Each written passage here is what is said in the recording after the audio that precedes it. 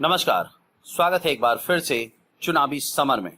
हम लेकर आए हैं आपके लिए बीएसपी फैमिली के कुछ और अपडेट्स। मजदूरों के मुद्दे पर आरएसएस ने भाजपा के खिलाफ खोला मोर्चा। जैसा कि हम जानते हैं कि आरएसएस और भाजपा एक ही सिक्के के दो पहलू हैं। ऐसे में आरएसएस या भाजपा में कोई कभी भी एक दूसरे के खिलाफ आवाज उठाते हैं तो यह चर्चा का विषय बन जाता है। वैसे मोदी राज में देश में ऐसे कई मौके आए जब आरएसएस ने भाजपा सरकार का खुलकर विरोध किया। वहीं आज जब कई राज्यों की भाजपा सरकार मजदूरों के साथ अन्याय कर रही है तो आरएसएस ने फिर से भाजपा के खिलाफ आवाज बुलंद किया है। आपको बता दें कि उत्तर प्रदेश, गुजरात और मध्य प्रदेश सरकार ने श्रम कानूनों में ढील देने का फैसला किया।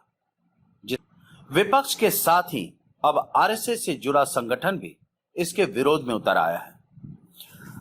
दरअसल आरएसएस के भारतीय मजदूर संघ ने श्रम कानून में इस परिवर्तन को मजदूर विरोधी बताया है। संगठन के प्रवक्ता ने कहा कि यह अंतर्राष्ट्रीय अधिकारों का उल्लंघन है। आरएसएस ने कहा कि सभी राज्य सरकारों को इस फैसले को तुरंत वापस लेना चाहिए। संगठन ने यह भी कहा कि अगर भाजपा सरकार इसे वापस नहीं लेती है तो आरएसएस इस फैसले के खिलाफ प्रदर्शन करेगी। संघ ने कहा कि कोरोना संकट की वजह से ठप पड़े कारोबार को गति देने के नाम पर कई राज्यों ने औद्योगिक इकाइयों, प्रतिष्ठानों और कारखानों को 1000 दिन के लिए श्रम कानूनों में छूट दे दी है, जो किसी भी कीमत पर मंजूर नहीं है। वैसे आरएसएस के साथ ही विरोधी दलों का भी कहना है कि औद्योगिक घरानों को मिली इस छूट का खामियाजा प्रदेश का मजदूर भुगतेगा।